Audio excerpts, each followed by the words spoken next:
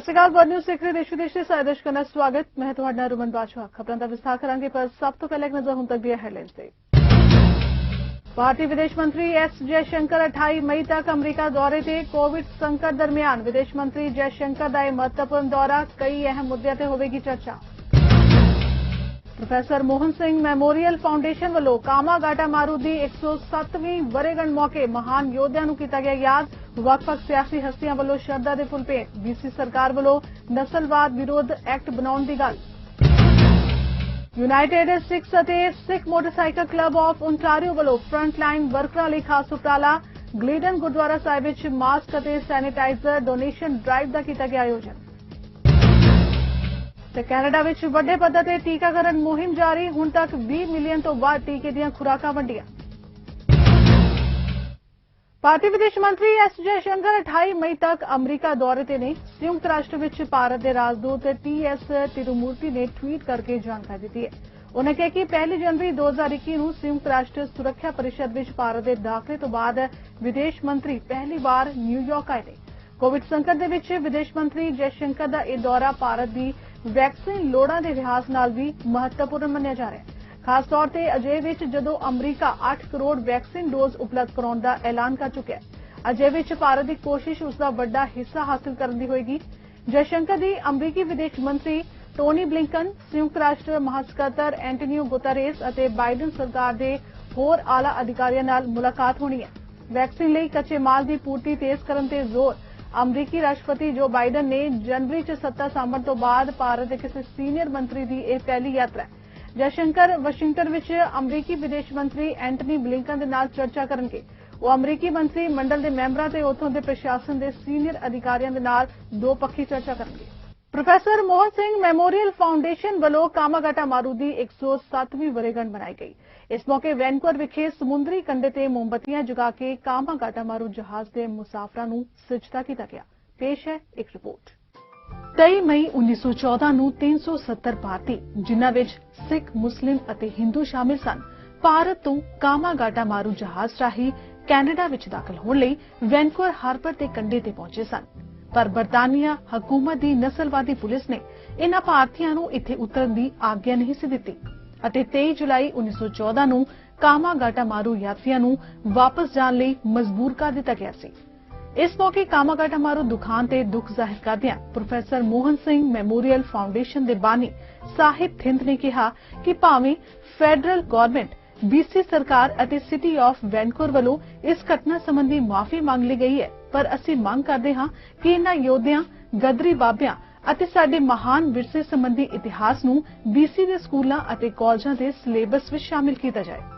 उन्हां फैडरल सरकार अते वैनकूवर कौंसल कोलों भी मंग कीती कि वाटर फ्रंट रोड का नाम बदल के कामा गाटा मारू रोड किया जाए और पोर्ट ऑफ वैनकूवर का नाम भी कामा गाटा मारू पोर्ट रखा जाए। इस मौके मैं अज 107 साल हो गया जदों कामा गाटा मारू जहाज साडे बजुर्गां ने इत्थे आए और इन्हां पानियां विच जिहड़ी कनेडा की सरकार ने वो अज इत्थे खड़ा कर दिता सी और पूरे 2 महीने खड़े रहने तो बाद ਉਹ ਜਿਹੜਾ ਸ਼ਿਪ ਆ ਉਹਨੂੰ ਵਾਪਸ ਮੋੜ ਦਿੱਤਾ ਗਿਆ ਸੀ। ਕੰਟੀਨਿਊਸ ਜਰਨੀ ਦਾ ਜਿਹੜਾ ਕਾਨੂੰਨ ਸੀ, ਨਸਲਵਾਦੀ ਕਾਨੂੰਨ ਸੀ, ਉਹਦੇ ਖਿਲਾਫ ਜਿਹੜੀ ਉਹ ਬਜ਼ੁਰਗਾਂ ਦੀ ਲੜਾਈ ਸੀ ਔਰ ਅਸੀਂ ਉਹਦੇ ਲਈ ਪਿਛਲੇ 25 ਸਾਲਾਂ ਤੋਂ ਅਸੀਂ ਲੜਾਈ ਲੜੀ ਕਿ ਕੰਮ ਉਹਦੀ ਨਸਲਵਾਦੀ ਜਿਹੜਾ ਕਾਨੂੰਨ ਬਣਿਆ ਸੀ 1908 ਦੇ ਕਰੀਬ, ਉਹਨੂੰ ਉਹਦੀ ਪਾਰਲੀਮੈਂਟ ਵਿੱਚ ਕੈਨੇਡਾ ਸਰਕਾਰ ਮਾਫੀ ਮੰਗੀ। ਉਹਦੇ ਲਈ ਗਦਰੀ ਬਾਬਿਆਂ ਦੇ ਮੇਲੇ ਵਿੱਚ ਹਜ਼ਾਰਾਂ ਦੀ ਤਾਦਾਦ 'ਚ ਅਸੀਂ ਪਟੀਸ਼ਨਾਂ ਸਾਈਨ ਕਰਕੇ ਭੇਜਦੇ ਰਹੇ ਹਾਂ ਔਰ ਤਕਰੀਬਨ 20 ਸਾਲ ਇਹ ਲੜਾਈ ਲੜੀ ਔਰ ਉਸ ਲੜਾਈ ਵਿੱਚ ਕੈਨੇਡਾ ਦੇ ਪ੍ਰਧਾਨ ਮੰਤਰੀ ਹਾਰਪਰ 2 ਵਾਰੀ ਆਏ ਔਰ ਉਹਨਾਂ ਨੇ ਰੈਕਗਨਾਈਜ਼ ਕੀਤਾ, ਪਰ ਉਹਨਾਂ ਨੇ ਪਾਰਕ 'ਚ ਮਾਫੀ ਮੰਗ ਲਈ, ਜਿਹਨੂੰ ਕਿ ਜਥੇਬੰਦੀ ਨੂੰ ਰਿਜੈਕਟ ਕੀਤਾ। ਉਸ ਤੋਂ ਬਾਅਦ ਕੈਨੇਡਾ ਦੇ ਪ੍ਰਧਾਨ ਮੰਤਰੀ ਜਿਹੜੇ ਮੌਜੂਦਾ ਪ੍ਰਧਾਨ ਮੰਤਰੀ ਆ ਮਿਸਟਰ ਟਰੂਡੋ, ਇਹ 2014 'ਚ ਤੇ 15 'ਚ ਆਏ। ਉਹਨਾਂ ਨੇ ਲੋਕਾਂ ਨਾਲ ਕਮਿਟਮੈਂਟ ਕੀਤੀ ਕਿ ਜੇ ਮੈਂ ਪਾਵਰ 'ਚ ਆਇਆ ਮੈਂ ਮਾਫੀ ਮੰਗੀ ਔਰ ਉਹਨਾਂ ਨੇ ਆਪਣੇ ਵਚਨ ਮੁਤਾਬਕ ਜਿਹੜੀ ਮਾਫੀ ਆ ਮੰਗ ਲਈ ਤਕਰੀਬਨ 90 ਕੁ ਦਿਨਾਂ ਦੇ ਵਿੱਚ ਇਸ ਮੌਕੇ ਮੈਂਬਰ ਪਾਰਲੀਮੈਂਟ ਸੁਖ ਧਾਲੀਵਾਲ ਨੇ ਕਾਮਾਗਾਟਾ ਮਾਰੂ ਦੇ ਸ਼ਹੀਦਾਂ ਨੂੰ ਸਿਜਦਾ ਕਰਦਿਆਂ ਕਿਹਾ ਕਿ ਟਰੂਡੋ ਸਰਕਾਰ ਨੇ ਆਪਣੇ ਕੀਤੇ ਵਾਅਦੇ ਮੁਤਾਬਿਕ ਇਸ ਮੰਦਭਾਗੀ ਘਟਨਾ ਲਈ ਮਾਫੀ ਮੰਗ ਕੇ ਭਾਰਤੀ ਭਾਈਚਾਰੇ ਦੀਆਂ ਭਾਵਨਾਵਾਂ ਦਾ ਸਤਿਕਾਰ ਕੀਤਾ ਹੈ। ਅੱਜ ਆਪਾਂ ਇੱਥੇ ਇਕੱਠੇ ਹੋਏ ਆ 107ਵੀਂ ਜਿਹੜੀ ਹੈਗੀ ਆ ਐਨੀਵਰਸਰੀ ਕਾਮਾਗਾਟਾ ਮਾਰੂ ਇਨਸੀਡੈਂਟ ਦੀ ਉਹਨੂੰ ਮਾਰਕ ਕਰਨ ਵਾਸਤੇ ਔਰ ਦੂਸਰੇ ਪਾਸੇ 5ਵੀਂ ਐਨੀਵਰਸਰੀ ਜਿਹੜੀ ਹੈਗੀ ਆ ਜਿਹੜੀ ਕਾਮਾਗਾਟਾ ਮਾਰੂ ਇਨਸੀਡੈਂਟ ਦੀ ਅਪੋਲੋਜੀ ਜਿਹੜੀ ਸੀਗੀ ਉਹ ਹਾਊਸ ਆਫ ਕਾਮਨਸ ਦੇ ਵਿੱਚ ਮੰਗੀ ਗਈ। ਫਰਾਈਡੇ ਨੂੰ 21 ਨੂੰ ਪ੍ਰਾਈਮ ਮਿਨਿਸਟਰ ਜਸਟਿਨ ਟਰੂਡੋ ਨੇ ਉਹਨਾਂ ਨੇ ਜਿਹੜੀ ਸੀਗੀ ਇੱਕ ਵਰਚੁਅਲ ਮੀਟਿੰਗ ਕੀਤੀ ਜਿਹਦੇ ਵਿੱਚ ਮੋਹਨ ਸਿੰਘ ਮੈਮੋਰੀਅਲ ਫਾਊਂਡੇਸ਼ਨ ਦੇ ਅਹੁਦੇਦਾਰ ਪ੍ਰੈਜ਼ੀਡੈਂਟ ਸਾਬਥਿੰਡ ਔਰ ਹੋਰ ਜਿਹੜੇ ਬੱਚੇ ਯੰਗ ਜਨਰੇਸ਼ਨ ਜਿਹੜੀ ਇਸ ਵਿੱਚ ਇਨਵੋਲਡ ਆ ਉਹ ਨਾਲ ਹੀ ਡਿਸੈਂਡੈਂਟ ਦੀਆਂ ਫੈਮਿਲੀ ਜਿਹੜੀਆਂ ਸੀਗੀਆਂ ਉਹ ਵੀ ਇਨਵੋਲਡ ਸੀ ਔਰ ਪ੍ਰਾਈਮ ਮਿਨਿਸਟਰ ਨੇ ਵੀ ਜਿਹੜਾ ਸੀਗਾ ਉਹ 107ਵੀਂ ਵਰ੍ਹੇਗੰਢ ਜਿਹੜੀ ਹੈਗੀ ਕਾਮਾਗਾਟਾ ਮਾਰੂ ਦੀ ਔਰ ਨਾਲ ਹੀ ਜਿਹੜੀ ਹੈਗੀ ਆ 5ਵੀਂ ਵਰ੍ਹੇਗੰਢ ਜਿਹੜੀ ਉਹਨਾਂ ਨੇ ਅਪੋਲੋਜੀ ਜਿਹੜੀ ਸੀਗੀ ਉਹ ਹਾਊਸ ਆਫ ਕਾਮਨਸ ਮੰਡੀ ਉਹਨੂੰ ਮਾਰਕ ਕੀਤਾ ਔਰ ਕਰਿਕੂਲਮ ਦੇ ਵਿੱਚ ਜਿਸ ਤਰ੍ਹਾਂ ਕਿਹਾ ਮੋਹਨ ਸਿੰਘ ਮੈਮੋਰੀਅਲ ਫਾਊਂਡੇਸ਼ਨ ਵੱਲੋਂ ਰਿਕੁਐਸਟ ਕੀਤੀ ਹੈ ਜੇ ਸਿਲੇਬਸ 'ਚ ਲੱਗਦੇ ਹੈਗੇ ਆ ਤਾਂ ਇਹ ਸਾਡੀਆਂ ਯੰਗ ਜਨਰੇਸ਼ਨ ਆ ਉਹਨਾਂ ਨੂੰ ਸਿਖਾਊਗੀ ਔਰ ਪ੍ਰੇਰਿਤ ਵੀ ਕਰੂਗੀ ਇੰਸਪਾਇਰ ਵੀ ਕਰੂਗੀ ਤਾਂ ਕਿ ਰੇਸਿਜ਼ਮ ਜਿਹੜਾ ਹੈਗਾ ਉੱਥੇ ਅਸੀਂ ਫੁੱਲ ਸਟਾਪ ਜਿਹੜਾ ਉਹ ਪਾ ਸਕੀਏ। ਇਸ ਦੇ ਨਾਲ ਹੀ ਬ੍ਰਿਟਿਸ਼ ਕੋਲੰਬੀਆ ਦੀ ਪਾਰਲੀਮਾਨੀ ਸੈਕਟਰੀ ਰਚਨਾ ਸਿੰਘ ਨੇ BC ਵਿੱਚ ਮੌਜੂਦਾ ਨਸਲਵਾਦ ਦੀ ਸਖਤ ਨਿੰਦਿਆ ਕਰਦਿਆਂ BC ਸਰਕਾਰ ਵੱਲੋਂ ਨਸਲਵਾਦ ਵਿਰੋਧੀ ਐਕਟ ਬਣਾਉਣ ਦੀ ਗੱਲ ਕਹੀ। MLA ਜਗਰੂਪ ਬਰਾੜ ਨੇ ਕਿਹਾ ਕਿ BC ਸਰਕਾਰ ਵੱਲੋਂ ਸਾਊਥ ਏਸ਼ੀਅਨ ਸਟੱਡੀਜ਼ ਇੰਸਟੀਚਿਊਟ ਵਿੱਚ ਪੰਜਾਬੀ ਕੈਨੇਡੀਅਨ ਇਤਿਹਾਸ ਅਤੇ ਵਿਰਸੇ ਬਾਰੇ ਇੱਕ ਪ੍ਰੋਜੈਕਟ ਸ਼ੁਰੂ ਕੀਤਾ ਗਿਆ ਹੈ। ਇਸ ਮੌਕੇ ਵੱਖ-ਵੱਖ ਬੁਲਾਰਿਆਂ ਨੇ ਕਾਮਾਗਾਟਾ ਮਾਰੂ ਯੋਧਿਆਂ ਦੀ ਕੁਰਬਾਨੀ ਨੂੰ ਯਾਦ ਕੀਤਾ ਅਤੇ ਸ਼ਰਧਾ ਦੇ ਫੁੱਲ ਭੇਂਟ ਕੀਤੇ। ਮੈਨੂੰ ਬਹੁਤ ਖੁਸ਼ੀ ਹੈ, ਮੈਂ ਬਹੁਤ ਵਧਾਈ ਦੇਣੀ ਚਾਹੂੰਗੀ ਮੋਹਨ ਸਿੰਘ ਮੈਮੋਰੀਅਲ ਫਾਊਂਡੇਸ਼ਨ ਨੂੰ ਕਿ ਉਹਨਾਂ ਨੇ ਉਹ ਇੰਨਾ ਉਪਰਾਲਾ ਕਰਦੇ ਹੈਗੇ ਆ ਸਾਡੀ ਹਿਸਟਰੀ ਨੂੰ ਯਾਦ ਕਰਨ ਦਾ। ਅੱਜ ਜਿਵੇਂ ਅਸੀਂ ਸਾਰੇ ਜਾਣਦੇ ਹਾਂ ਕਾਮਾਗਾਟਾ ਮਾਰੂ ਦੀ 107ਵੀਂ ਐਨੀਵਰਸਰੀ ਹੈਗੀ ਹੈ ਤੇ ਅਸੀਂ ਉਹਨਾਂ ਦੀ ਐਫਰਟਸ ਦੀ ਸਦਕਾ professor Mohan Singh memorial foundation ਦੀ ਸਦਕਾ ਹੀ ਫੈਡਰਲ ਸਰਕਾਰ ਪ੍ਰੋਵਿੰਸ਼ੀਅਲ ਸਰਕਾਰ ਤੇ ਹੁਣੇ ਹੀ ਰੀਸੈਂਟਲੀ ਜਿਹੜੀ ਵੈਂਕੂਵਰ ਸਿਟੀ ਕੌਂਸਲ ਹੈ ਉਹਨਾਂ ਨੇ ਇਸ ਇਨਸੀਡੈਂਟ ਦੀ ਮਾਫੀ ਮੰਗੀ ਹੈ ਤੇ ਅੱਜ ਦੇ ਦਿਨ ਨੂੰ ਕਾਮਾਗਾਟਾ ਮਾਰੂ ਦਿਨ ਵਜੋਂ ਪ੍ਰੋਕਲੇਮ ਕੀਤਾ ਹੈਗਾ। ਅਸੀਂ ਜਾਣਦੇ ਹਾਂ ਜੋ ਪਿੱਛੇ ਹੋਇਆ ਉਹਨੂੰ ਯਾਦ ਕਰਨਾ ਬਹੁਤ ਜ਼ਰੂਰੀ ਹੈ ਪਰ ਉਹਦੇ ਨਾਲ ਨਾਲ ਹੀ ਜੋ ਅੱਜ ਵਾਪਰ ਰਿਹਾ ਜਿਹੜਾ ਰੇਸਿਜ਼ਮ ਜਿਹੜਾ ਸਿਸਟੈਮਿਕ ਰੇਸਿਜ਼ਮ ਸਾਡੀ ਸੁਸਾਇਟੀ ਵਿੱਚ ਬਹੁਤ ਜ਼ਿਆਦਾ ਵੜਿਆ ਹੋਇਆ ਉਹਨੂੰ ਚੈਲੰਜ ਕਰਨ ਦੀ ਵੀ ਲੋੜ ਹੈਗੀ ਹੈ ਤੇ ਮੈਨੂੰ ਖੁਸ਼ੀ ਹੈ ਉਸ ਗਵਰਨਮੈਂਟ ਦਾ ਹਿੱਸਾ ਹੋਣ ਦੀ ਪ੍ਰੀਮੀਅਰ ਜੌਨ ਹੌਰਗਨ ਦੀ ਕਮਿਟਮੈਂਟ ਦੀ ਕਿ ਜਿਹੜਾ ਕਿ ਮੇਰੇ ਰੋਲ ਵਜੋਂ ਜਿਹੜਾ parliamentary secretary for anti racism initiatives ਦਾ ਰੋਲ ਹੈਗਾ ਅਸੀਂ ਇਸ ਚੀਜ਼ ਨੂੰ ਰੋਜ਼ ਚੈਲੰਜ ਕਰ ਰਹੇ ਹਾਂ। ਸਰਕਾਰਾਂ ਦੀ ਆਪਣੀ ਐਥੀਕਲ ਰਿਸਪੌਂਸਿਬਿਲਿਟੀ ਹੁੰਦੀ ਹੈ ਚੈਲੰਜ ਕਰਨ ਦੀ ਪਰ ਹੈ ਕਿ ਅਸੀਂ ਇਹ ਕੰਮ ਇਕੱਲੇ ਨਹੀਂ ਕਰ ਸਕਾਂਗੇ ਤੁਹਾਡੀ ਸਾਰਿਆਂ ਦੀ ਜਿਹੜੀ ਕੋਆਪਰੇਸ਼ਨ ਦੀ ਲੋੜ ਹੈ। ਸਰੀ ਤੋਂ ਓਂਕਾਰ ਸਿੰਘ ਦੀ ਰਿਪੋਰਟ ਚੜ੍ਹਦੀਕਲਾ ਟਾਈਮ TV। ਯੂਨਾਈਟਿਡ ਸਿੱਖ ਅਤੇ ਸਿੱਖ ਮੋਟਰਸਾਈਕਲ ਕਲੱਬ ਆਫ ਓਨਟਾਰੀਓ ਵੱਲੋਂ ਗਲੀਡਨ ਗੁਰਦੁਆਰਾ ਸਾਹਿਬ ਵਿੱਚ ਮਾਸਕ ਅਤੇ ਸੈਨੀਟਾਈਜ਼ਰ ਡੋਨੇਸ਼ਨ ਡਰਾਈਵ ਦਾ ਆਯੋਜਨ ਕੀਤਾ ਗਿਆ। ਕਰੋਨਾ ਕਾਲ ਦੌਰਾਨ ਫਰੰਟਲਾਈਨ ਵਰਕਰਸ ਦੇ ਲਈ ਖਾਸ ਤੌਰ ਤੇ ਇਹ ਉਪਰਾਲਾ ਟਰੱਕ ਡਰਾਈਵਰਾਂ ਅਤੇ ਟੈਕਸੀ ਡਰਾਈਵਰਾਂ ਲਈ ਕੀਤਾ ਗਿਆ। ਇਸ ਡਰਾਈਵ ਦੌਰਾਨ 5000 ਦੇ ਕਰੀਬ ਮਾਸਕ ਅਤੇ ਸੈਨੀਟਾਈਜ਼ਰ ਵੰਡੇ ਗਏ। ਇਨ੍ਹਾਂ ਸੰਸਥਾਵਾਂ ਵੱਲੋਂ ਸਮੇਂ-ਸਮੇਂ ਤੇ ਮਨੁੱਖਤਾ ਦੀ ਭਲਾਈ ਲਈ ਅਜਿਹੇ ਉਪਰਾਲੇ ਕੀਤੇ ਜਾਂਦੇ ਰਹੇ ਨੇ। ਯੂਨਾਈਟਿਡ ਸਿੱਖ ਦੇ ਪ੍ਰਬੰਧਕਾਂ ਮੁਤਾਬਿਕ ਪੂਰੇ ਕੈਨੇਡਾ ਵਿੱਚ ਇਸ ਸੰਸਥਾ ਵੱਲੋਂ 2,20,000 ਕੁੱਲ ਮਾਸਕ ਡੋਨੇਟ ਕੀਤੇ ਜਾਣੇ ਸਨ ਜੋ ਕਿ ਸਿੱਖ ਮੋਟਰਸਾਈਕਲ ਕਲੱਬ ਦੇ ਸਹਿਯੋਗ ਨਾਲ 70,000 ਮਾਸਕ ਓਨਟਾਰੀਓ ਵਿੱਚ 60,000 ਮਾਸਕ ਬ੍ਰਿਟਿਸ਼ ਕੋਲੰਬੀਆ ਵਿੱਚ 60,000 ਅਲਬਰਟਾ ਵਿੱਚ ਅਤੇ 45,000 ਮਾਸਕ ਸਸਕੁਐਸ਼ਨ ਵਿੱਚ ਦਿੱਤੇ ਗਏ। ਉਨ੍ਹਾਂ ਕਿਹਾ ਕਿ ਆਉਣ ਵਾਲੇ ਦਿਨਾਂ ਵਿੱਚ ਹੋਰ ਸਥਾਨਾਂ ਤੇ ਵੀ ਇਹ ਸੇਵਾ ਲਗਾਤਾਰ ਜਾਰੀ ਰਹੇਗੀ। ਹਾਂਜੀ, ਅੱਜ ਅਸੀਂ ਇੱਥੇ ਗਲਿਡਨ ਰੋਡ ਗੁਰਦੁਆਰਾ ਸਾਹਿਬ ਦੇ ਵਿੱਚ ਆਏ ਹਾਂ ਜੀ। ਯੂਨਾਈਟਿਡ ਸਿੱਖਸ ਅਤੇ ਸਿੱਖ ਮੋਟਰਸਾਈਕਲ ਕਲੱਬ ਦੇ ਸੇਵਾਦਾਰ ਇਹ ਅਸੀਂ ਫੇਸ ਮਾਸਕ ਅਤੇ ਸੈਨੀਟਾਈਜ਼ਰਸ ਡੋਨੇਸ਼ਨ ਕਰ ਰਹੇ ਹਾਂ ਜੀ ਸਾਡੇ ਸਾਰੇ ਫਰੰਟ ਲਾਈਨ ਵਰਕਰਸ ਜਿਹਦੇ ਵਿੱਚ ਸਾਡੇ truckers taxi drivers courier drivers ਹੋਰ ਡਿਲੀਵਰੀ ਡਰਾਈਵਰਸ ਊਬਰ ਡਰਾਈਵਰਸ ਜਾਂ PSW ਨਾਲ ਜਿੰਨੇ ਵੀ ਫਰੰਟ ਲਾਈਨ ਵਰਕਰ ਕੰਮ ਕਰ ਰਹੇ ਨੇ ਜਿਹੜੇ ਕਿ ਆਪਣੀਆਂ ਜਾਨਾਂ ਜੋਖਮ 'ਚ ਪਾ ਕੇ ਸਾਡੀ ਪ੍ਰੋਟੈਕਸ਼ਨ ਕਰ ਰਹੇ ਨੇ ਸਾਨੂੰ ਇਸ ਕਰੋਨਾ ਦੀ ਮਹਾਮਾਰੀ ਤੋਂ ਬਚਾ ਰਹੇ ਨੇ। ਅਸੀਂ ਕੋਸ਼ਿਸ਼ ਕੀਤੀ ਅੱਜ ਉਹਨਾਂ ਦਾ ਧੰਨਵਾਦ ਕਰਨ ਲਈ ਉਹਨਾਂ ਦੇ ਲਈ ਆਪਣੇ ਵੱਲੋਂ ਕੁਝ ਨਾ ਕੁਝ ਕਰਨਾ। ਸੋ ਸਾਡੇ ਕੋਲ ਤਕਰੀਬਨ 70,000 ਦੇ ਕਰੀਬ ਮਾਸਕ ਹੈਗੇ ਨੇ ਜੀ ਜਿਸ ਚੋਂ 5,000 ਦੇ ਕਰੀਬ ਮਾਸਕ ਸੋ ਫਾਰ ਅਸੀਂ ਸਵੇਰੇ 10 ਵਜੇ ਤੋਂ ਇਹ ਕਹਿ ਲਓ ਡਰਾਈਵ ਸ਼ੁਰੂ ਕੀਤੀ ਸੀ ਤੇ ਉਹਦੇ ਵਿੱਚ ਹੁਣ ਤੱਕ ਅਸੀਂ ਦੇ ਚੁੱਕੇ ਹਾਂ ਜੀ ਤੇ ਹੁਣ ਆਪਾਂ ਦੇਖ ਰਹੇ ਹਾਂ ਪਿੱਛੇ ਜਿੰਨੇ ਵੀ ਇਹ ਸਾਰੇ ਮਾਸਕ ਨੇ ਅਸੀਂ ਇਹ ਸਾਰੇ ਆਪਣੇ ਇਹਨਾਂ ਹੀ ਫਰੰਟ ਲਾਈਨ ਵਰਕਰਸ ਨੂੰ ਦੇਣੇ ਆ ਜੀ। ਇਹ ਪ੍ਰੋਗਰਾਮ ਆਉਣ ਵਾਲੇ ਹਫ਼ਤਿਆਂ 'ਚ ਦੁਬਾਰਾ ਵੀ ਲਿਖਿਆ ਜਾਏਗਾ ਤਾਂ ਕਿ ਜਿੱਦਾਂ ਜਿੱਦਾਂ ਸਾਡੀ ਕਰੋਨਾ ਦੀ ਕੇਸਾਂ ਦੀ ਗਿਣਤੀ ਘਟ ਰਹੀ ਹੈ ਉਹਦੇ ਨਾਲ ਨਾਲ ਅਸੀਂ ਡਿਸਪਲਿਨ ਰੱਖੀਏ, ਮਾਸਕ ਪਾ ਕੇ ਰੱਖੀਏ, ਸੈਨੀਟਾਈਜ਼ਰ ਯੂਜ਼ ਕਰੀਏ ਤਾਂ ਕਿ ਇਸ ਬਿਮਾਰੀ ਨੂੰ ਕੀਲ ਰੀਜਨ ਦੇ ਵਿੱਚੋਂ ਔਰ ਪੂਰੇ ਕੈਨੇਡਾ ਦੇ ਵਿੱਚੋਂ ਔਰ ਜਿੱਥੇ ਜਿੱਥੇ ਤੱਕ ਸਾਡਾ ਯੋਗਦਾਨ ਪਹੁੰਚਦਾ ਹੈ ਇਹਨੂੰ ਮਾਰ ਕੇ ਖਤਮ ਕਰਕੇ ਤੇ ਸਾਡੇ ਸਮਾਜ ਨੂੰ ਕਰੋਨਾ ਮੁਕਤ ਕੀਤਾ ਜਾ ਸਕੇ। ਆਪ ਸਾਰਿਆਂ ਦਾ ਸਹਿਯੋਗ ਹੈ। ਜੇ ਤੁਸੀਂ ਟੈਕਸੀ ਵਾਲੇ ਵੀਰ ਹੋ, ਊਬਰ ਚਲਾਉਂਦੇ ਹੋ ਜਾਂ ਕੋਰੀਅਰ ਡਰਾਈਵਰ ਹੋ, ਡਿਲੀਵਰੀ ਡਰਾਈਵਰ ਹੋ, ਟਰੱਕ ਡਰਾਈਵਰ ਹੋ ਤਾਂ ਜ਼ਰੂਰ ਸਾਡੇ ਨਾਲ ਸੰਪਰਕ ਕਰੋ ਤਾਂ ਕਿ ਅਸੀਂ ਤੁਹਾਨੂੰ ਇੱਥੋਂ ਮਾਸਕ ਔਰ ਸੈਨੀਟਾਈਜ਼ਰ ਦੇ ਕੇ ਕਮ ਸੇ ਕਮ ਤੁਹਾਡੀ ਇਸ ਪੱਖੋਂ ਮਦਦ ਕਰ ਸਕੀਏ। ਅੱਜ ਅਸੀਂ ਗਿਲਡਨ ਰੋਡ ਗੁਰਦੁਆਰਾ ਸਾਹਿਬ ਬਰੈਂਪਟਨ ਦੇ ਵਿੱਚ ਯੂਨਾਈਟਿਡ ਸਿੱਖ ਅਤੇ ਸਿੱਖ ਮੋਟਰਸਾਈਕਲ ਕਲੱਬ ਦੇ ਵਲੰਟੀਅਰ ਇਕੱਠੇ ਹੋਏ ਹਾਂ। ਅਸੀਂ ਕਈ ਦਿਨਾਂ ਤੋਂ ਪਲਾਨ ਕਰ ਰਹੇ ਸੀ ਕਿ ਜਿਹੜੇ ਸਾਡੇ ਟੈਕਸੀ ਬਿਜ਼ਨਸ ਦੇ ਵਿੱਚ, ਟਰੱਕ ਬਿਜ਼ਨਸ ਦੇ ਵੀਰ ਆ, ਉਹ ਲਗਾਤਾਰ ਕੋਵਿਡ-19 ਦੇ ਵਿੱਚ ਆਪਣੀਆਂ ਸੇਵਾਵਾਂ ਸੁਸਾਇਟੀ ਨੂੰ ਦੇ ਰਹੇ ਆ। ਉਹਨਾਂ ਦੀ ਪਿੱਠ ਥਾਪੜਨ ਲਈ, ਉਹਨਾਂ ਦੇ ਕੀਤੇ ਕਾਰਜਾਂ ਨੂੰ ਐਪਰੀਸ਼ੀਏਟ ਕਰਨ ਲਈ ਸਿੱਖ ਮੋਟਰਸਾਈਕਲ ਕਲੱਬ ਅਤੇ ਯੂਨਾਈਟਿਡ ਸਿੱਖਸ ਨੇ ਉਹਨਾਂ ਨੂੰ ਮਾਸਕ ਦੇਣ ਦਾ ਇੱਕ ਉਪਰਾਲਾ ਕੀਤਾ ਸੀਗਾ। ਸਾਡਾ ਬਸ ਇੱਕ ਅਖਲਾਕੀ ਫਰਜ਼ ਬਣਦਾ ਹੈਗਾ ਕਿ ਜਿਹੜੇ ਲੋਕ ਇਸ ਪੈਂਡੇਮਿਕ ਦੇ ਵਿੱਚ ਭਾਵੇਂ ਕਿ ਸਾਰੀ ਸੁਸਾਇਟੀ ਡਰੀ ਪਈ ਆ, ਫਿਰ ਵੀ ਉਹ ਅੱਗੇ ਵੱਧ ਕੇ ਆਪਣਾ ਕੰਮ ਨੂੰ ਕੰਮ ਸਮਝਦਿਆਂ ਹੋਇਆਂ ਸੁਸਾਇਟੀ ਪ੍ਰਤੀ ਜਿਹੜੇ ਆ ਉਹ ਕੰਮ ਕਰ ਰਹੇ ਨੇ, ਉਹਨਾਂ ਨੂੰ ਐਪਰੀਸ਼ੀਏਟ ਕਰਨ ਲਈ ਇਹ ਉਪਰਾਲਾ ਕੀਤਾ ਗਿਆ ਸੀ ਸਿੱਖ ਮੋਟਰਸਾਈਕਲ ਕਲੱਬ ਅਤੇ ਯੂਨਾਈਟਿਡ ਸਿੱਖ ਵੱਲੋਂ।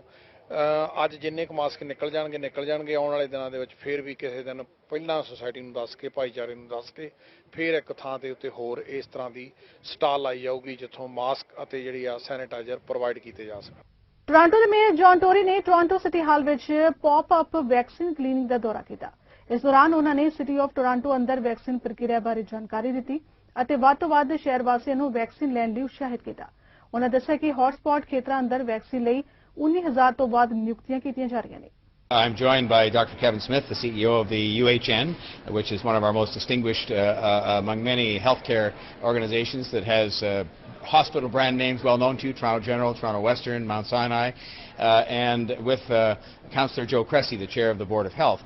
And Dr. Smith represents a team of people who are here in the City Hall today that are drawn from the community and drawn from all parts of the healthcare system to operate a vaccine clinic. I think it probably would be the first of its kind here in the rotunda of City Hall. And it was his idea, I'll give him credit for that, and I immediately embraced it because I think there is nothing more symbolic and substantive than to have in the place that people are so familiar with in our city, the place where they can come, and they do come for celebrations and for vigils and for protests, that they can come here and get vaccinated. And we are, of course, urging people over the course of the day, starting about now, to come here.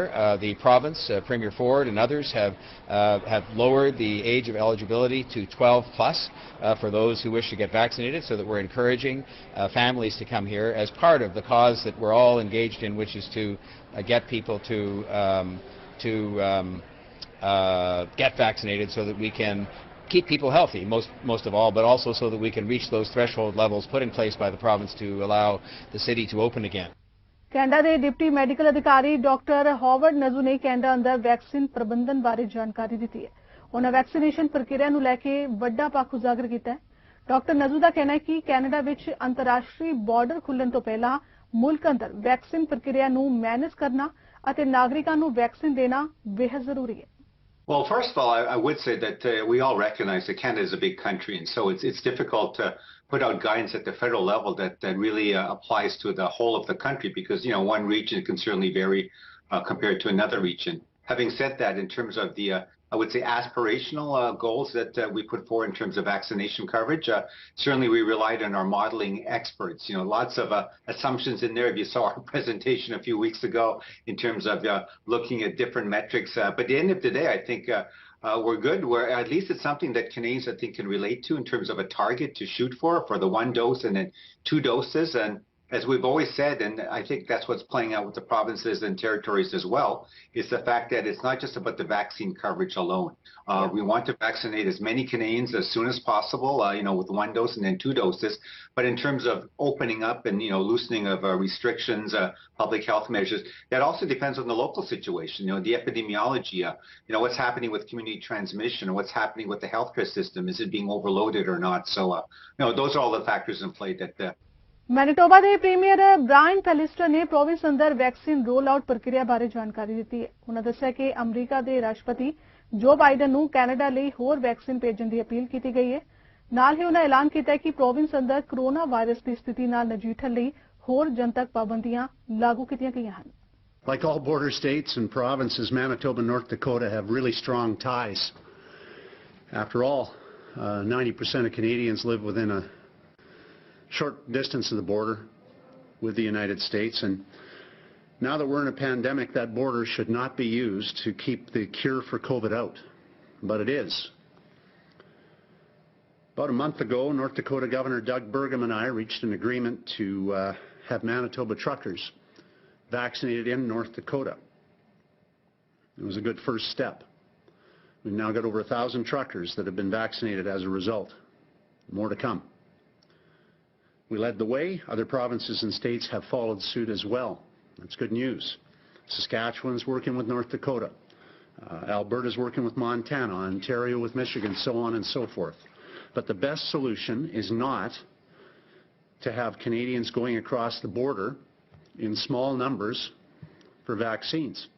The best solution is to have vaccines coming up from the United States in large numbers.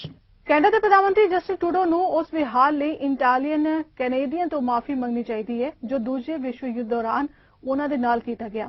ਅਜਿਹਾ ਕਹਿਣਾ ਹੈ ਇਸ ਦੌਰਾਨ ਪ੍ਰਭਾਵਿਤ ਹੋਏ Italian ਮੂਲ ਦੇ Canadians ਦਾ ਜੋ ਇਸ ਦੌਰਾਨ ਆਪਣੀ ਕਹਾਣੀ ਵੀ ਬਿਆਨ ਕਰ ਰਹੇ ਨੇ। ਕੈਨੇਡਾ ਦੇ ਨਿਆਂ ਮੰਤਰੀ ਡੇਵਿਡ ਲਮੇਟੀ ਤੱਕ ਵੀ ਇਹਨਾਂ ਦੀ ਮੰਗ ਪਹੁੰਚੀ ਹੈ। Look at the expressions of the individuals. Yeah. See, that's one of his strengths over here. When Guido saw that they wanted to put Mussolini in it, he completely said no. The wardens, let's say, pushing, look, if you don't do it, we'll tear up the contract. He wouldn't get paid. Yeah, that's it. You had it. Okay? So he was forced to do it. I look at it from the perspective of a Minister of Justice, and as the first Italian-Canadian Minister of Justice, and I'm proud and a bit overwhelmed emotionally. They were interned because the government had some evidence. Now, how serious this evidence was is an issue to be determined, but had evidence that these people had links with the Italian fascist party. When I look at it, this, oh, you're a fascist, and he was not a fascist whatsoever. National advisory committee on immunization ਵੱਲੋਂ ਕੋਵਿਡ-19 vaccine ਦੀ ਦੂਜੀ dose ਨੂੰ ਲੈ ਕੇ ਜਾਰੀ ਕੀਤੇ ਗਏ ਨਵੇਂ ਦਿਸ਼ਾ ਨਿਰਦੇਸ਼ਾਂ ਤਹਿਤ ਇਹ ਸਿਫਾਰਿਸ਼ ਕੀਤੀ ਗਈ ਹੈ ਕਿ ਦੂਜੇ ਰਾਊਂਡ ਵਿੱਚ ਵੀ ਸੰਬੰਧਿਤ ਵਿਅਕਤੀ ਨੂੰ ਪਹਿਲੇ ਰਾਊਂਡ ਵਿੱਚ ਲਾਏ ਗਏ ਟੀਕੇ ਦੀ ਹੀ ਦੂਜੀ ਡੋਜ਼ ਦਿੱਤੀ ਜਾਏ। ਐਨਸੀਆਈ ਨੇ ਇਹ ਵੀ ਆਖਿਆ ਕਿ ਜੇ ਕਿਸੇ ਵਿਅਕਤੀ ਨੂੰ ਪਹਿਲਾਂ ਲਾਏ ਗਏ ਟੀਕੇ ਵਾਲੀ ਵੈਕਸੀਨ ਦੀ ਦੂਜੀ ਡੋਜ਼ ਉਪਲਬਧ ਨਹੀਂ ਹੈ ਤਾਂ ਆਕਸਫੋਰਡ ਐਸਟਰਾਜੈਨੇਕਾ ਦੀ ਥਾਂ ਉੱਤੇ ਜੌਨਸਨ ਐਂਡ ਜੌਨਸਨ ਅਤੇ ਫਾਈਜ਼ਰ ਬਾਇਓਟੈਕ ਦੀ ਥਾਂ ਉੱਤੇ ਮੋਡਰਨਾ ਲਵਾਈ ਜਾ ਸਕਦੀ ਹੈ। ਦੋਵੇਂ mRNA ਵੈਕਸੀਨਸ ਨੇ, ਪਰ ਜਦੋਂ ਵਾਇਰਲ ਵੈਕਟਰ ਵੈਕਸੀਨਸ ਐਸਟਰਾਜੈਨੇਕਾ ਤੇ ਜੌਨਸਨ ਐਂਡ ਜੌਨਸਨ ਦੀ ਗੱਲ ਆਉਂਦੀ ਹੈ ਤਾਂ ਮਾਮਲਾ ਥੋੜਾ ਵਿਵਾਦਗ੍ਰਸਤ ਹੈ। ਜੌਨਸਨ ਐਂਡ ਜੌਨਸਨ ਦੀ 3 ਲੱਖ ਡੋਜ਼ਾਂ ਦੀ ਪਹਿਲੀ ਖੇਪ ਦੀ ਵੰਡ ਉੱਤੇ ਅਜੇ ਵੀ ਰੋਕ ਜਾਰੀ ਹੈ। ਹੈਲਥ ਕੈਨੇਡਾ ਨੂੰ ਇਹ ਜਾਣਕਾਰੀ ਮਿਲਣ ਤੋਂ ਬਾਅਦ ਇਸ ਵੈਕਸੀਨ ਦੀ ਵੰਡ ਉੱਤੇ ਰੋਕ ਲਗਾ ਦਿੱਤੀ ਗਈ ਸੀ। ਇਸ ਬੈਚ ਦੇ ਕੁਝ ਹਿੱਸੇ ਮੈਰੀਲੈਂਡ ਫੈਸਿਲਿਟੀ ਵਿੱਚ ਤਿਆਰ ਕੀਤੇ ਗਏ ਨੇ ਜਿੱਥੇ ਕੁਆਲਿਟੀ ਕੰਟਰੋਲ ਦੀ ਸਮੱਸਿਆ ਹੈ। ਕੋਵਿਡ-19 ਮਹਾਮਾਰੀ ਨੇ ਤਕਰੀਬਨ ਹਰ ਇੱਕ ਮਨੁੱਖ ਨੂੰ ਬੁਰੀ ਤਰ੍ਹਾਂ ਪ੍ਰਭਾਵਿਤ ਕੀਤਾ ਹੈ। ਤਕਰੀਬਨ 1.5 ਸਾਲ ਤੋਂ ਇਸ ਅਲਾਮਤ ਨਾਲ ਦੁਨੀਆ ਜੂਝ ਰਹੀ ਹੈ ਜਿਸ ਕਾਰਨ ਸਰਕਾਰਾਂ ਵੱਲੋਂ ਜੋ ਪਾਬੰਦੀਆਂ ਲਗਾਈਆਂ ਗਈਆਂ ਨੇ ਉਸ ਵਿੱਚ ਸਕੂਲੀ ਵਿਦਿਆਰਥੀ ਵੀ ਕਾਫੀ ਪ੍ਰਭਾਵਿਤ ਹੋਏ ਨੇ। ਮਾਹਿਰਾਂ ਮੁਤਾਬਿਕ ਵਿਦਿਆਰਥੀ ਦਿਮਾਗੀ ਤੌਰ ਉੱਤੇ ਕਾਫੀ ਚਿੰਤਿਤ ਨੇ। I've been able to meet with friends. I've had to stay inside all the time, and I haven't really had motivation to do anything since. Over the past year, 70% of kids have reported that they have experienced poor mental health or worsening of their mental health. There's been a 100% increase in kids being admitted to children's hospitals for suicide attempt admissions, and a 200% increase in children being admitted for substance use disorders. Many children are experiencing language delays as a result of their inability to interact with their friends, to go outdoors, to play, to do all of the things that are essential for a healthy childhood. Pretty severely. I haven't gone to school in a really long time. Do you miss life pre-pandemic? I think about going out to restaurants and stuff, hanging out with my friends. Yeah, I just really want to be with my friends again. We know through the research that outdoor play is so valuable for kids. We're also really concerned because a lot of the children in the city have basically not left their apartments since COVID started. So we really need to encourage children to go outdoors. We want to see our leaders taking this seriously to treat this as the crisis that it is, and to come urgently to the table to meet with experts to hear directly from kids themselves, and to formulate an emergency plan of action to provide support for kids in the days, weeks and months ahead of us. Corona राग की बीमारी तो सुरक्षा लिए Canada विच वड्डे पद्धर ते टीकाकरण मुहिम जारी है। इस मुहिम के तहत कैनेडा के लगभग 50.8% आबादी नूं दोपहर तक कोविड-19 टीके की पहली खुराक और 4.3% आबादी नूं दूजी खुराक दी गई। समाचार एजेंसी शिंजुआ की रिपोर्ट मुताबिक 38 मिलियन की आबादी वाले देश ने 20 मिलियन तो वध टीके दी खुराकां दित्तियां।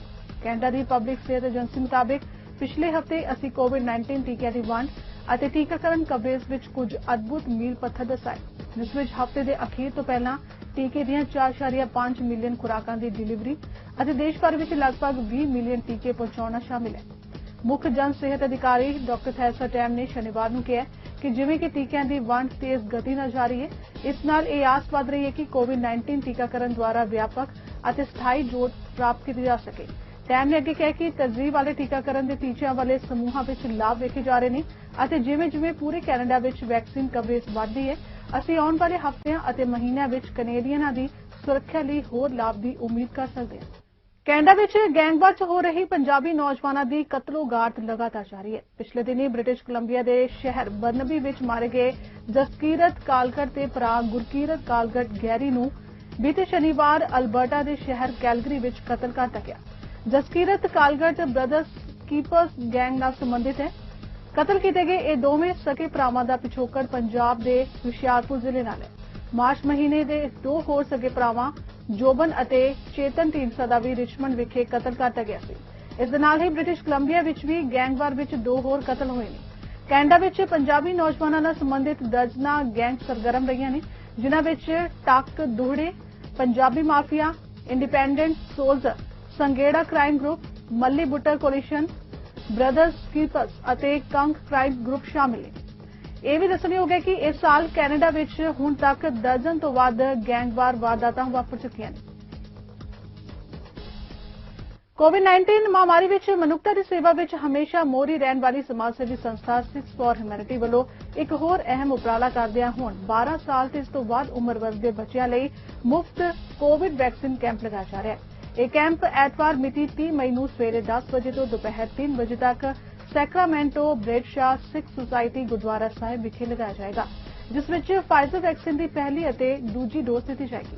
ਵੈਕਸੀਨ ਲਗਵਾਉਣ ਲਈ ਆਨਲਾਈਨ ਬੁਕਿੰਗ ਕਰਵਾਓ ਅਤੇ ਸਕਰੀਨ ਤੇ ਦਿੱਤੇ ਇਹਨਾਂ ਨੰਬਰਾਂ ਤੇ ਸੰਪਰਕ ਕਰੋ।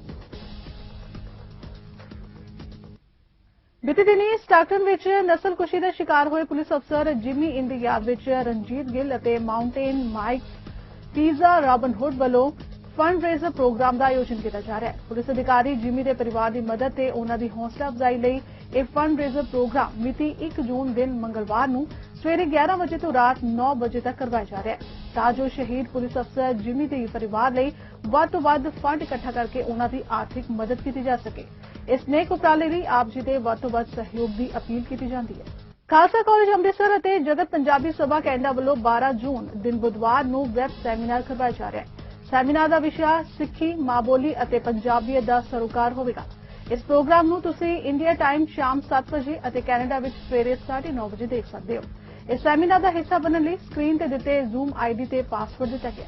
ਫਿਲਹਾਲ ਵਰਲਡ ਨਿਊਜ਼ ਵਿੱਚ ਇੰਨਾ ਹੀ। ਦੇਸ਼ ਦੁਨੀਆ ਦੀ ਬਾਕੀ ਖਬਰਾਂ ਦੀ ਜਾਣਕਾਰੀ ਲਈ ਤੁਸੀਂ ਬਣੇ ਰਹੋ ਸਾਡੇ ਨਾਲ ਚੜ੍ਰਿਕਾ ਟਾਈਮ ਟੀਵੀ ਤੇ। ਧੰਨਵਾਦ।